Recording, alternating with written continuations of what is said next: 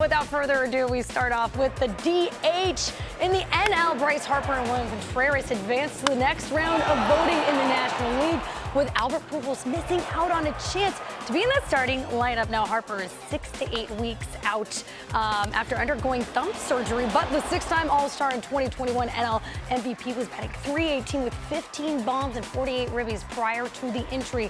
Contreras has 9 homers in 36 games this season. Gentlemen, as we take a look at this, how are we feeling? I feel like they got it right here. Bryce Harper, majority of his games as a DH. He's a true DH in this list right here. Contreras, I don't put him as a true DH, but Harper's numbers this year are just out of this world. Unfortunately, he's hurt. So Contreras will get that start. I love how, Bryce Harper did all he could before the injury to help carry his team. This is a Phillies team that's really struggled early on, and he was still doing his thing. And I look at William Contreras.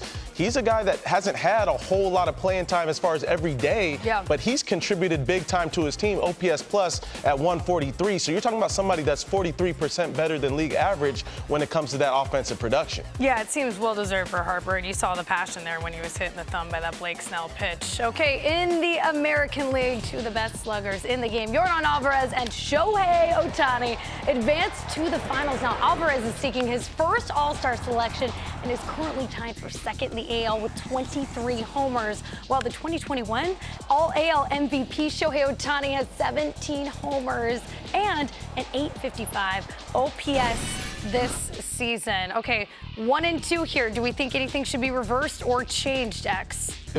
I don't think it should be reversed. I look at what Yordan Alvarez has done for this Astros team. All he's done since he's even stepped into the league is hit. That's why I'm almost surprised that this is his first All-Star nod. Like, that's crazy to me within itself. But, I mean, look at what Shohei does night in and night out on both sides. So you couldn't argue with either one. And this is where the conversation shifts. If you're talking about an MVP-type player, then Shohei wins hands down year after year because he's doing so much. But if we have to talk about just straight offensive production, Alvarez right now is that dude. Shohei is extremely dangerous at the plate, but Alvarez has been consistent all season long, carrying that Houston Astros offense, .658 slugging percentage.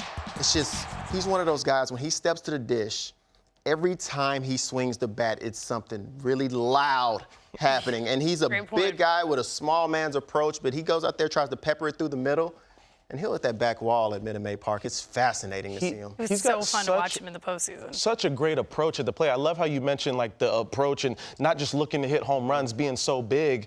Batting average is up there, .316. You look at the home runs, 23 homers already. So to be able to have the offensive production in the power sense, but also line drives all over the field, like you mentioned, you don't get that that's a unique type of player. And it's good for you two to break it down like that, because when you look at it from a 30,000-foot view, it's Shohei Otani, hands down, day in and day out. He has the name recognition, and he obviously has that star power. So for you to break it down and just talk about what Yordan does at the plate, really compartmentalize, then yes, it makes complete sense. And I look at I look at the team aspect. Look at what Houston Astros have done to put themselves at the top of that division, way past the Angels now. This was an Angels team that was playing great in the beginning of the season, and now look where they're at.